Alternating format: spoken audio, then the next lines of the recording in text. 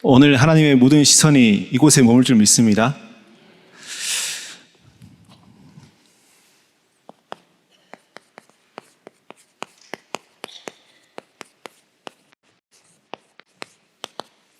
오늘 제목은 하나님의 요구하심입니다. 오늘 또 연약하고 부족한 제가 섰습니다. 오늘 말씀을 그냥 메시지로 듣지 마시고요. 말씀을 통해서 하나님의 음성에 기울이시기 바라겠습니다. 그리고 하나님의 마음을 느끼시길 바라겠습니다. 먼저 질문 하나 드릴게요. 하나님은 옳은 일을 행하시는 분이십니까?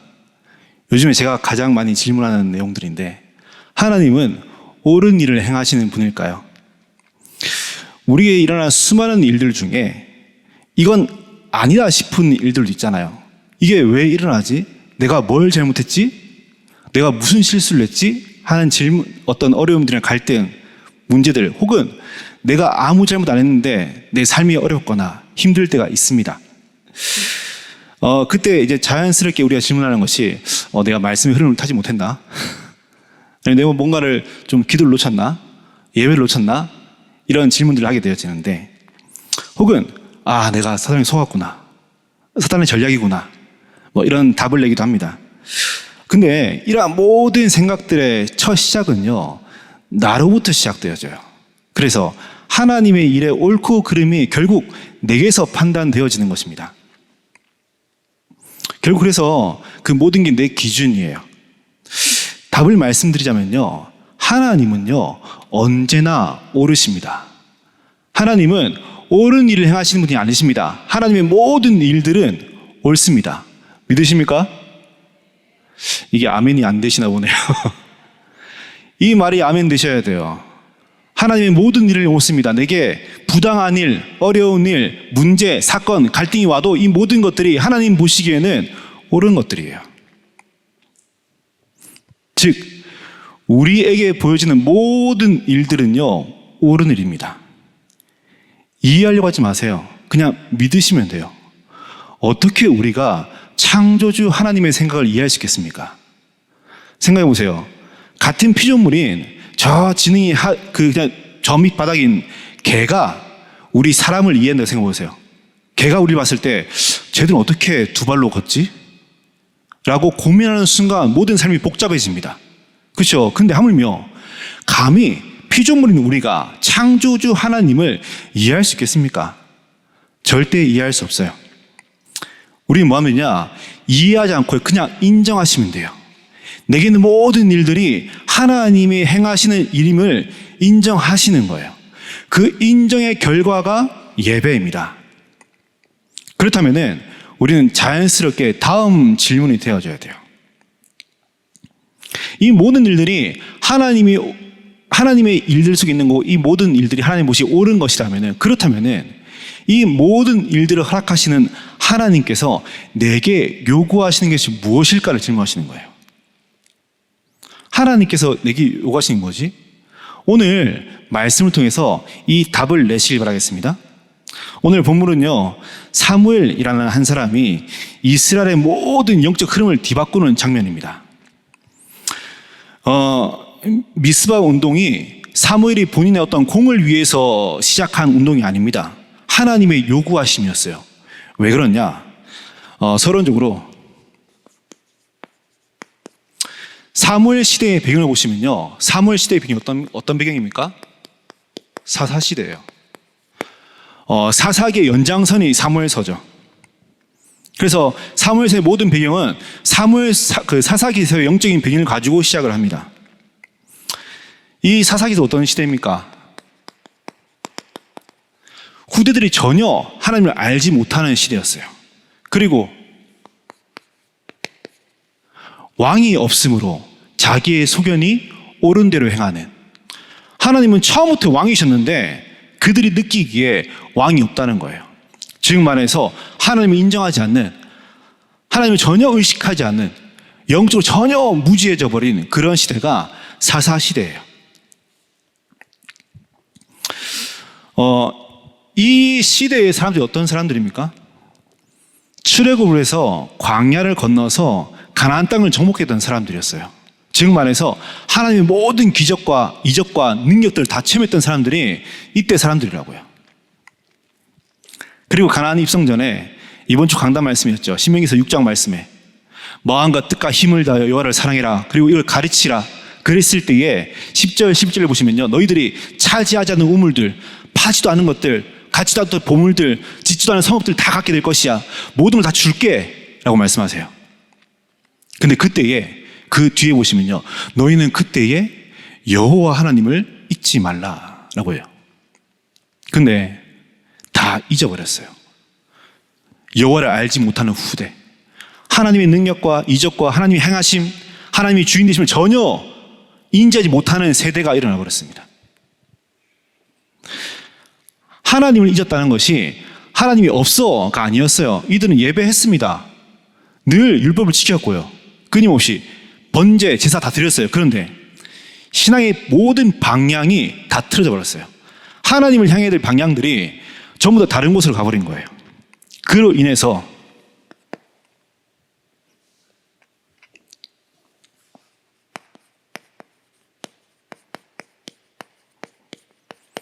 영적 무감각에 빠져버립니다.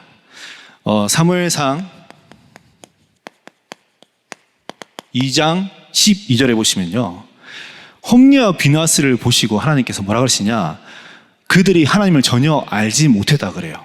즉 말해서 하나님에 대해서 무지했다고 성경은 표현합니다. 근데 홈리와 비나스는요, 아시겠지만 제사장입니다. 즉 말해서 태어날 때부터 그 레위기의 모든 제사를 하나부터 열까지 다 배웠던 사람이에요. 그리고 이 당시에 홈리와 비나스의 나이가 대략 50세. 이스라엘 사람들, 고대 근동의 사람들은 30세 이후로 이제 사회생활 할 수 있죠. 그래서 30세 이후가 돼야지만 제사장이 될 수 있어요. 그러고 본즉 20년 흘렀으니까 한 이제 50세 정도 됐을 때, 즉 말해서 늘 예배했던 사람들이었어요. 늘 예배를 관장했고 말씀을 선포했던 사람들이라고요. 그런데 그랬던 그들을 하나님 보시기에 하나님을 전혀 알지 못했다 그래요. 무슨 말이냐? 하나님께서 말씀하신 전혀 그 본질을 놓쳐버린 거예요. 그러다 보니까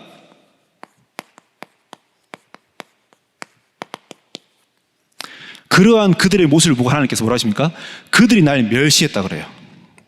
그 멸시했다는 것이요, 막 홈리와 비나스가 하나님을 막 모욕하고 욕하고 손가락질하고 뭐 비속어를 쓰고 안 믿겠습니다 뭐 대들고 이게 아니었습니다. 예배를 드려요. 예배하고 다 합니다. 그런데 하나님이 주시는 말씀의 본질을 전혀 다 놓쳐버리고 하나님께서 하지 말라는 짓들은 다 하고요. 끊임없이 죄의 길 앞에 서 있었어요. 그게 홈리와 비나스, 즉 영적 무감각의 결과였어요. 그리고 그들을 보고 하나님께서 뭐라고 하시냐,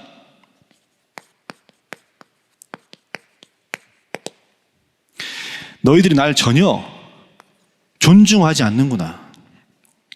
존중한다는 것은 하나님을 경외하지 않는다는 거예요. 전혀 경외하지 않고 하나님을 인정하지 않고. 영적인 무감각은요, 하나님 입장에서는 하나님을 절대로 존중하지 않는 상태를 말합니다. 그 결과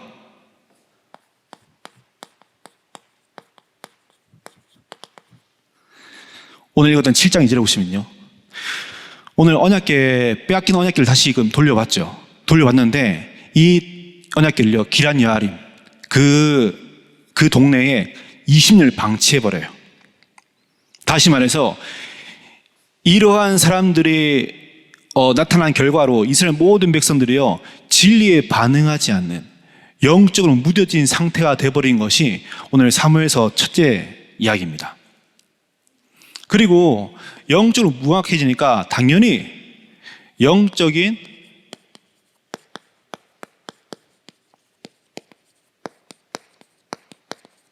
영적 분별력을 상실합니다. 어느 정도로 상실했냐면 사무엘상 4장 2절에서 4절에 보시면요, 이스라엘 백성들이 블레셋과 전투를 해요. 전투를 했는데 전투에서 패배해요. 패배한 다음에 이스라엘 모든 장들이 모여가지고 회의를 합니다. 우리 뭐 때문에 졌지? 뭐가 문제야? 라고 했을 때 장로들이 이제 합을 모아서 생각한 결과가 우리가 언약궤를 안 앞세웠네. 전쟁 중에 언약궤를 갖고 왔어야 되는데 언약궤를 세우질 못했네. 그래서 우리 전쟁 그 언약궤 어떤 언약궤입니까? 그 출애굽을 해서 광야 40년을 건너와서 가장 앞세웠을 때 모든 광야를 그냥 문제없이 건너고 또 가나안 땅을 정복했던 그 언약궤. 이 언약궤를 내가 두지 않았기 때문에 전쟁 중에 갖고 왔지 않았기 때문에 우리가 졌구나. 그래서 다시 전쟁을 시작해요. 다시 전쟁할 때는 언약궤를 들고 와요. 들고 와서 전쟁을 합니다. 근데 완전히 패배해버리죠. 그리고 블레셋에게 언약궤를 빼앗겨 버립니다. 영적으로 착각을 해요. 문제가 왔는데 이 문제가 뭐 때문에 왔는지를 전혀 알지 못하는 상태가 되어버렸어요. 그러면서 22절에 보시면요. 이 전쟁 때문에 혼리와 비나스가 죽고요. 그 말을 들은 엘리가 뒤로 넘어 죽죠. 죽은 다음에 나중에 하나님의 영광이 떠났다 그래요. 22절 보시면요.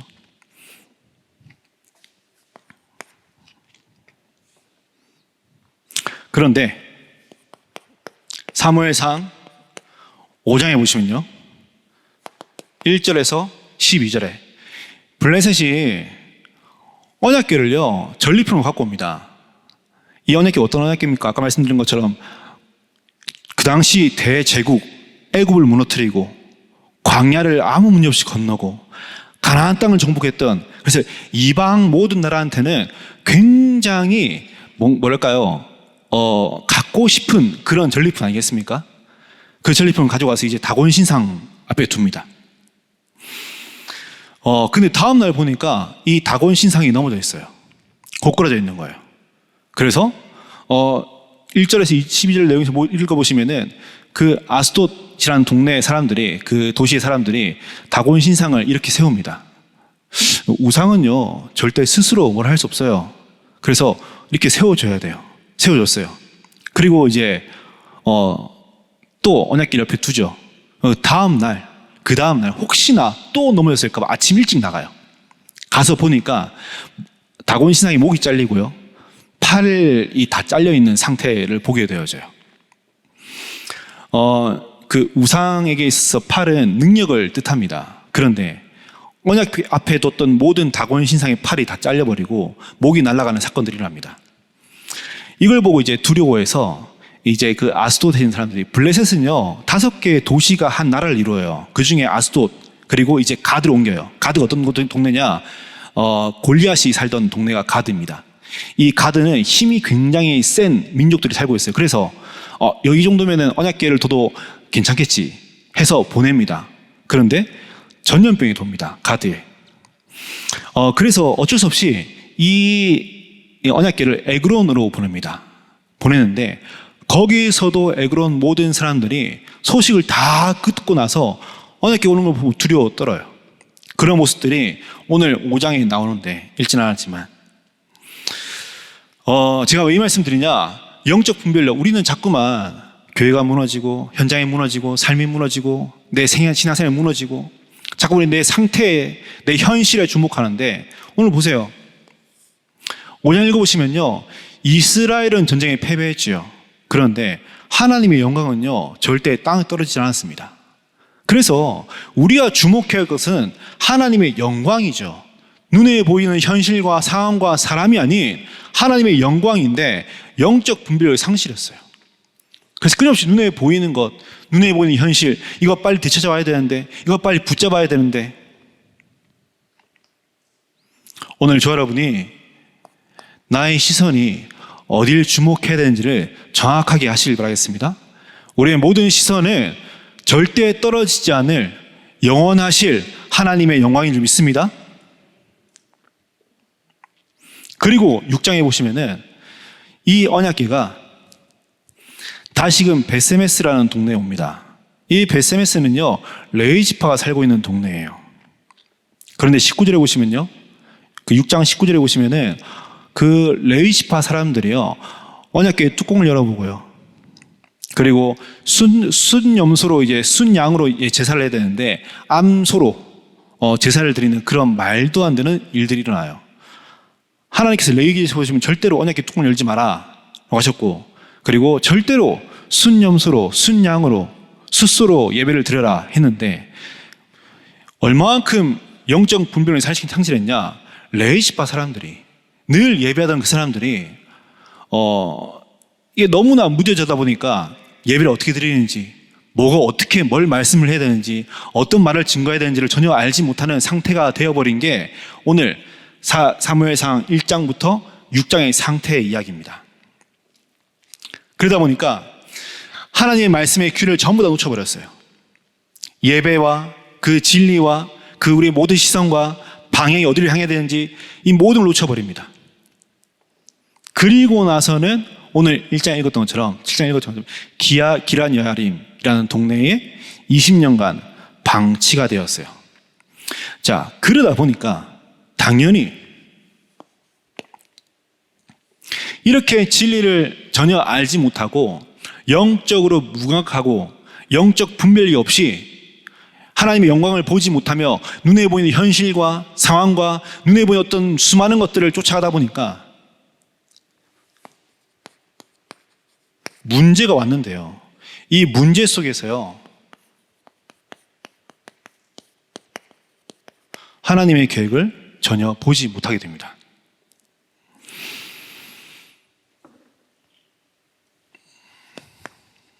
이스라엘은 이 당시에 12명이라고 하는 정치적으로, 종교적으로 훌륭한 사사들이 있었습니다. 그렇죠? 근데 이 사사들이요, 신앙의 본질은 전혀 회복하지 못했어요.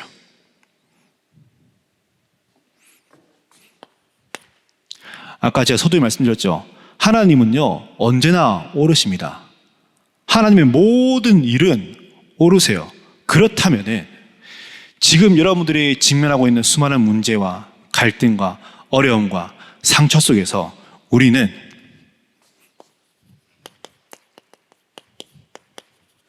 하나님의 계획을 볼 수 있어야 돼요.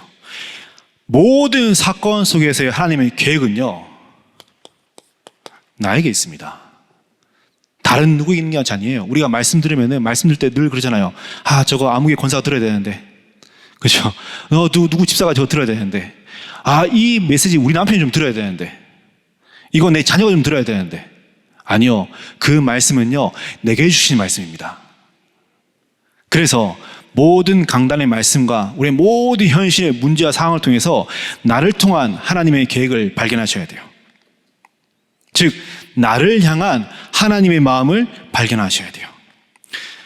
읽지는 않았지만 그 사무엘상 1장에 보시면요, 1장 5절 6절에 보시면은 사무엘상 1장에는 한나가 나오죠. 한나와 엘가나 한나의 남편인데, 한나의 가장 큰 고민이 뭐였습니까? 임신을 못하는 거였어요. 애를 못 가지는 거예요.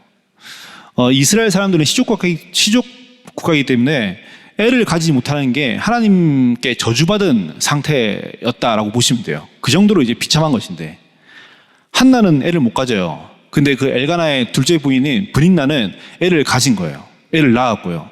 얼마나 화가 나겠어요. 근데 5절 6절에 보시면요, 그 한나가 애를 가지지 못한 것이 다른 것이 아니고 하나님께서 그의 태를 붙잡았다 그래요. 우리 인생 가운데 모든 문제를 주시는 이는 하나님이십니다. 누구의 공격이나 누구의 역사가 아닙니다. 하나님이 허락하시는 거예요. 그걸 보고 하나님의 경륜이라고 해요. 그 하나님의 모든 경륜 가운데 죄가 허용되는 것 또한 하나님의 허락이 있어야지만 되는 것입니다. 그렇다면 우리는 우리에게 있는 수많은 문제와 갈등 속에서 끊임없이 나를 향한 하나님의 계획이 무엇인지를 질문할 수 있으셔야 돼요. 그래서 내게는 수많은 일 속에서 하나님의 계획을 끊임없이 질문하시면서 답을 찾으시길 바라겠습니다. 우리가 성경을 한 장씩 보면은 한 장 한 장 하나님의 뜻과 계획이 숨겨져 있죠, 그렇죠? 너무너무 중요하지만 우리가 그 한 권의 전체의 내용 속에서, 전체의 그림 속에서 보는 것도 중요해요. 오늘 사무엘서는요, 교회라는 그 개념 속에서 보게 되어진다면은 하나님께서 무너진 그들을 통해서 다시금 하나님의 나라를, 교회를 세워나가는 그런 가장 중요한 시점에 있는 것이 사무엘서예요. 자, 그렇다면은 본론적으로 이러한 수많은 영적으로 무뎌지고 분별력이 없고 모든 걸 상실한 이 시대에 하나님께서 수많은 문제와 갈등과 어려움을 통해서 내게 요구하시는 하나님의 계획은 무엇일까요?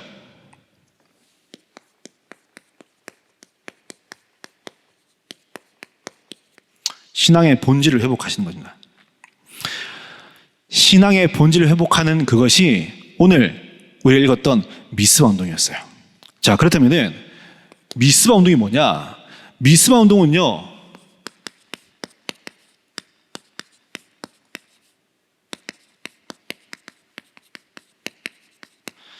죄를 회개하는 운동이에요.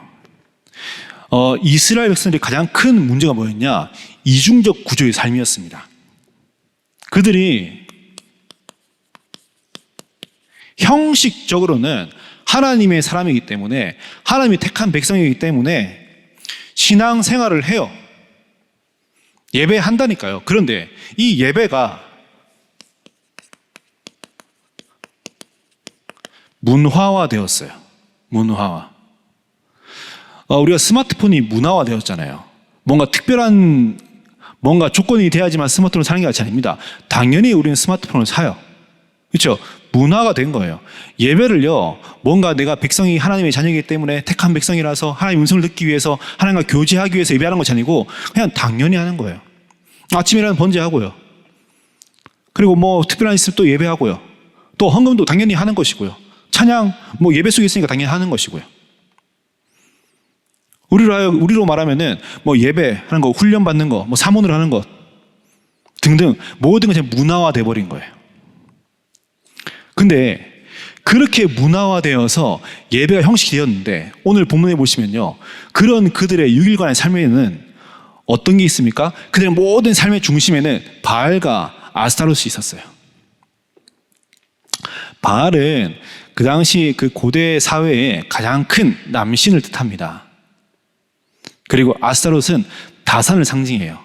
즉, 이 바알과 아스타롯은요, 번영, 풍요, 성공을 뜻해요. 이들이 형식적으로 예배는 다 드려요. 주일날 예배한다니까요. 찬양도 해요. 헌금도 해요. 심지어 현장도 나가요. 전도도 해요. 다 하는데 내 율가의 삶 속에서는 바알과 아스타롯, 번영과 풍요, 성공. 왜? 이거 갖고 있어야지 사니까. 이스라엘 사람도 그 당시 먹고 살아야 되잖아요. 그렇죠? 그러니까 돈 있어야 되고 성공해야 되고 좋은 자리 가야 되고. 주일날 실컷 예배하고 6일 동안의 삶 속에서는요, 자꾸만 내가 먹고 사는 문제에 빠져 있는 거예요.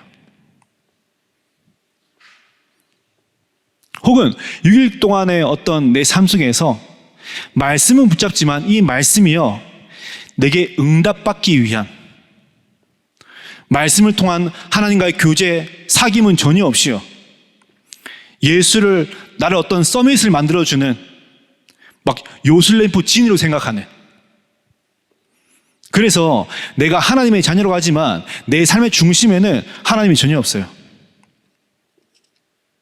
삶에 전혀 문제가 없고 어려움이 없을 때는요, 그 하나님 말씀과 언약과 그 중심의 고백들을 저 끝에 방치하는 거예요.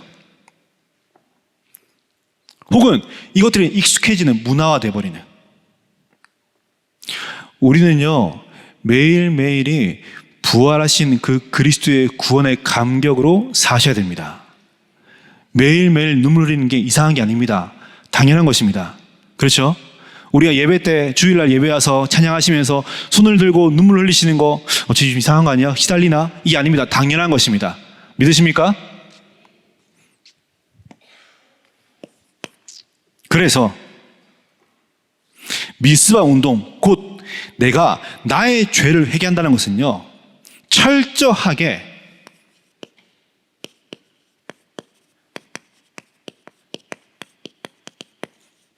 하나님께로 돌아가는 것입니다.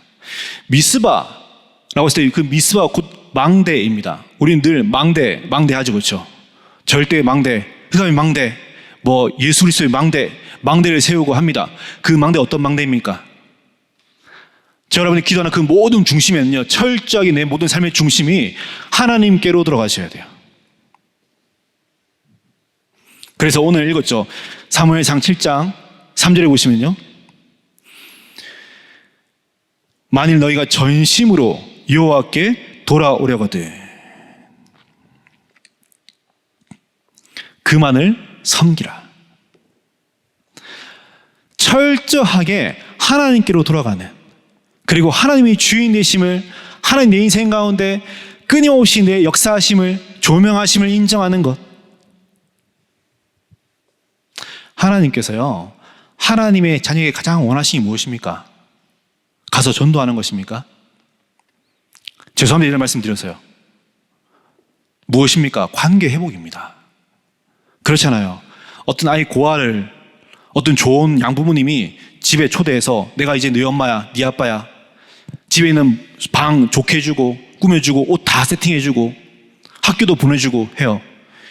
이 아이가 고아였는데 양부모가 생겼어요. 너무너무 좋아요. 다음날 친구들 가가지고 야, 우리 양부모님 너무너무 좋아. 침대도 막 역시 침대는 과학이야, 에이스 최고야 이러면서 막 옷도 너무너무 좋아, 다 명품이야, 밥도 너무 맛있어, 막 자랑해요, 엄마 아빠를. 근데 집에 와서는 엄마 아빠가 같이 좀 아들아 같이 식사할래? 죄송한데 저는 혼자 있는 게 익숙해져서 가지고 죄송해요, 불편한데요. 같이 식사 안 하고 대화 안 하고 오늘 무슨 일 있었어? 죄송한데 말 시키지 마세요. 그러면서 또 정작 필요할 때 엄마 아빠 나 신발 언제 사줄 거야? 옷은 또 언제 사줄 거야? 아이패드 언제 사줄 거야? 그래도 다음날 가서는 또 친구한테 자랑해요. 와, 우리 엄마 최고라고. 아이패드 사주고 신발 또 사주고 너무너무 좋아. 해달라는 거 다 해줘. 하나님께서 하나님의 자녀에게 가장 크게 요구하시는 게 뭡니까? 관계 회복입니다. 오늘 우리 예배를 통해서 하나님과의 관계를 회복하시길 바라겠습니다. 내가 하나님의 자녀임을, 하나님이 나의 주인임을, 이스라엘 백성들이 17장 6절에 보시면요, 왕이 없음으로 라고 얘기를 해요. 근데 틀렸어요. 출애굽기 6장 7절에 보시면은 내가 너희의 하나님이야, 너희는 나의 백성이야, 내가 너희와 끊임없이 함께 할게 라고 말씀하세요. 처음부터 하나님은 이스라엘의 왕이었습니다. 처음부터 주인이셨다고요. 그런데 왕이 없대요. 하나님을 전혀 인지하지 못하는 거예요.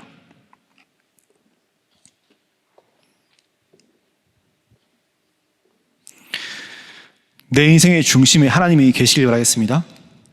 즉, 내 삶에서 하나님이 아닌 다른 것을 의지하는 모든 걸 버리시는 거예요. 죄는요, 다른 것이 아니고 내 중심에 하나님이 없음을, 하나님이 아닌 다른 걸 의지하고 살아가는 것이 죄입니다. 내가 열심히 전도하고 현장 가고 훈련받고 하는데 내 삶에 일하시는 하나님을 전혀 인식하지 못하는 그것이 죄입니다. 그래서 죄인된 내 인생을 이끄시는 분은 오직 하나님밖에 없음을 인정하시는 거예요. 인정하는 자의 예배는 다릅니다. 뭔가가 얻어가는 시간이 아니에요. 이 시간은 내 손에 아무것도 쥐어지지 않더라도, 이 눈에 아무 증거 아니 배어도 하나님으로, 그리스도로 충분해집니다. 그래서 하나님 만나는 그 예배가요, 간절해지고요, 그 주시는 은혜를 사모하게 되어지면서 말씀을 청종하게 되어집니다. 왜요? 나보다 나를 훨씬 더 잘 아시는 분이 하나님이시기 때문에 하나님 말씀을 의지하시는 거예요. 그리고 그분을 신뢰하시는 거예요. 두 번째로, 그러한 우리가 그것으로 예배로 끝나는 것이 아니고요, 6일 동안의 삶 속에서 나의 신앙을 고백하시는 거예요. 아까 읽었던 사무엘상 7장 우리 7절부터 11절에 보시면은 블레셋이 다시 쳐들어와요. 블레셋과 전쟁이 일어납니다. 이스라엘 백성들한테 전쟁은요, 꿈 같은 이야기 아니었습니다. 저 머나먼 이야기의 어떤 과거의 우리 6.25 전쟁처럼 그런 게 아니에요. 그들의 현실이었다고요. 당장 내 앞에 있는 현실입니다. 근데 그 현실 가운데서 오늘 7장 10절에 보시면요, 사무엘이 번제를 드릴 때 블레셋 사람들이 이스라엘과 싸우려고 가까이 오매 그날에 여호와께서 블레셋 사람들에게 큰 우레를 발하여 그들을 어지럽게 하시니 그들이 이스라엘 앞에 패한지라. 그 현실 속에서 사무엘이 그 전쟁 중에 들어가서요 뭐합니까? 다시 번제를 드려요. 아까 제가 말씀드렸죠. 5장에는 하나님께서 4장에 보시면 전혀 하나님이 전쟁 중에 개입하지 않으셨어요. 그래서 언약궤를 들고 왔으면 불구하고 다 빼앗겨버립니다. 전쟁에 패해버려요. 그런데 미스바 운동 이후에 사무엘이 그 전쟁이나 현실 속에 언약궤를 들고 와서 하나님께 예배했더니 하나님께서 그 현실 가운데 개입하세요.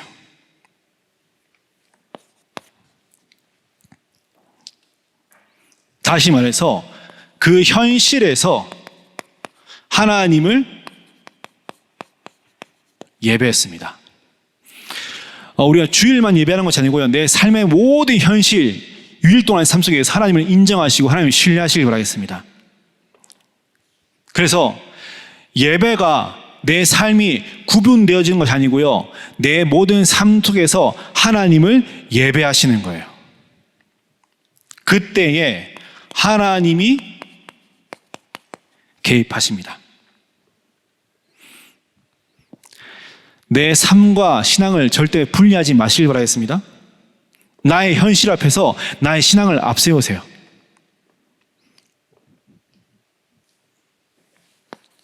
그리고 이 모든 것이 가능했던 것은, 오늘 이 미스바 운동이 가능했던 것은요,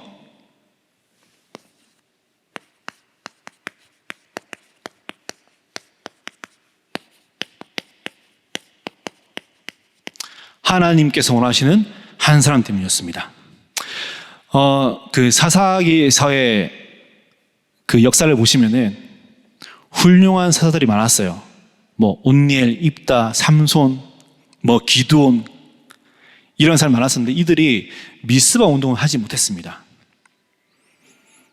그런 우상이 문화가 되고 언약궤를 방치할 만큼 영적 상태가 무너진 그들을 바꿨던 거는요, 아무것도 아니었던 그 어린아이, 아무 힘없고 약했던 그 어린아이였던 사무엘, 이 사무엘이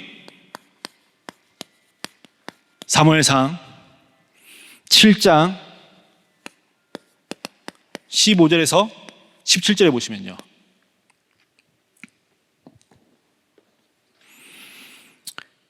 (16절에) 보시면 베델과 길갈과 미스바로 순회하여 모든 곳에서 이스라엘을 다스렸고, 사무엘이 뭐 했냐? 베델과 길갈과 미스바를 두드리며 뭐 했습니까?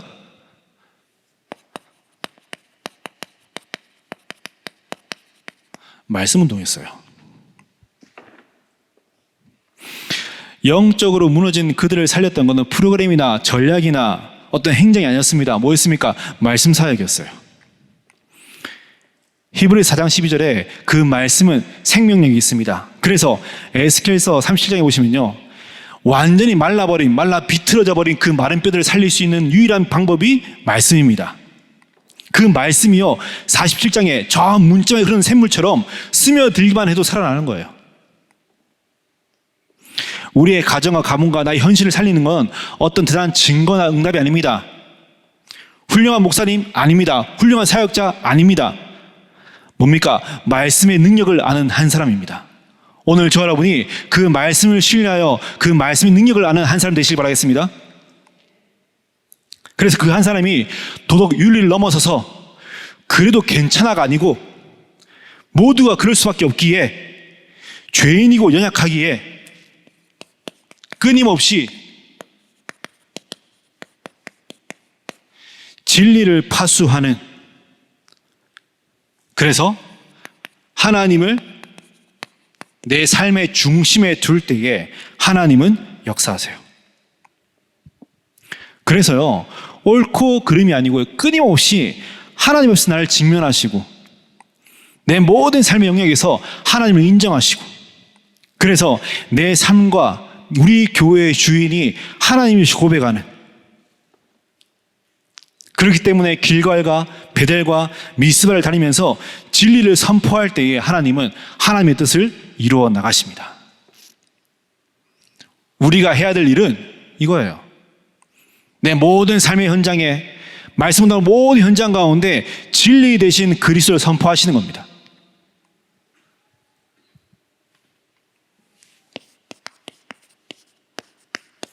결론입니다. 이렇게 회복한 신앙의 본질을요, 이제는 우리가 뭐 하냐? 이 본질을 회복한 우리가 이제는 이것을 전달하시는 거예요. 어디에요? 우리가 받은 이 바톤을요, 이 진리의 복음을요, 다음 세대에, 즉 우리 후대 렘넌트들에게요. 저는 저희 교구에서 늘 말씀드리는 게, 저희 교구 렘넌트들이 앞으로 10년, 20년 뒤에 우리 교구의 담당 장로님, 우리 교구의 각 구의 구역장 권찰님, 그리고 저희 교구에 있는 렘넌트 중에 우리 교회를 책임질, 저희 교구를 책임질 목회자 나올 거란 말이에요. 저 늘 그걸 말씀드려요. 그래서 오늘이 아닌, 당장 내일이 아닌 10년, 20년을 보고 뛰셔라고 말씀드립니다. 렘넌트들에게 있어서요, 지금 우리의 태도, 시선, 우리의 말, 우리의 행동들은요, 앞으로 그들의 모든 신앙의 색깔, 방향이 되어지고요, 교회를 향한 자세가 되어집니다. 그래서 우리는 옳고 그름을 따지는 사람이 아닌 끊임없이 진리를 파수하는 사람 되셔야 돼요. 그게 뭡니까? 절대적으로 하나님께로 돌아가시는 거예요. 내 모든 삶의 중심이, 내 신앙의 색깔과 방향이 하나님께로 향하는 것입니다. 그리고 어디에 이걸 전달하느냐? 지금도 죽어가는 현장 가보시면 아시겠지만 정말 많은 사람들이 그리스도를 찾습니다. 그 그리스도가 예수인 줄 몰라서 그렇죠. 자기의 그리스도, 저마다의 그리스도를 찾습니다. 그러한 그들한테 예수가 그리스도이심을 증거할, 그리고 현장에는 이 말을 들을 남은 자들이 분명히 있단 말이에요. 우리가 어떤 단체죠? 저희는 다락방 전도운동, 즉 전도운동하기 위해서 모인 단체입니다. 그래서 하나님께서 길을 주시는 거예요. 성경적 전도운동을 다시금 회복할 수 있는, 우리의 모든 삶에서, 내 모든 현장에서, 죽어가는 현장 가운데 진짜 예수가 그리스도인을 담대히 거치면서 증거할 수 있는 성경적 전도운동을 회복하시길 바라겠습니다. 이게 너무 중요하기 때문에 우리는 뭐하냐? 이제는 교회를 두고 기도하셔야 돼요. 우리 교회가, 우리 강단이 바른 복음만 선포될 수 있도록, 교회의 주인이 하나님이심을 인정할 수 있도록, 그래서 모든 성도들이 스스로가 직면한 그 모든 문제 속에서 하나님의 계획을 질문하고 찾을 수 있도록, 그런 우리가 예배할 때에 이 예배가 살아날 수 있도록, 가나안을 정복했던 이스라엘 백성들과 그 사사시대를 맞아들었던 이스라엘 백성들은 다른 사람들이 아닙니다. 같은 사람들이었어요. 로마를 정복했던 초대교회 사람들과 중세시대의 그 사람들은 같은 사람이었습니다.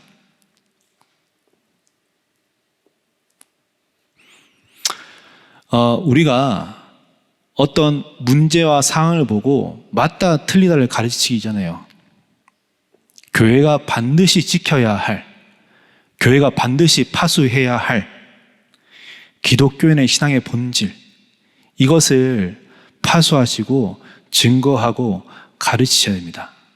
오늘 저와 여러분이 이 비밀의 증인 되시는, 그래서 미스바 운동의 증인 되시는 축복의 시간 되시길 주의 이름으로 축복합니다. 제가 한번 기도하겠습니다. 하나님 감사합니다. 우리 인생을 통해서 하나님께서 하실 그 일들을 증거할 수 있는 응답의 시간 되게 주님이 성령으로 역사하옵소서. 우리 이만한 서울교회 모든 성도들의 개개인의 삶에 하나님이 정말로 원하시는 미스바 운동이 회복될 수 있는 은혜의 시간 되게 주님이 성령으로 역사하옵소서. 살아계신 예수 그리스도 이름으로 기도했습니다. 아멘.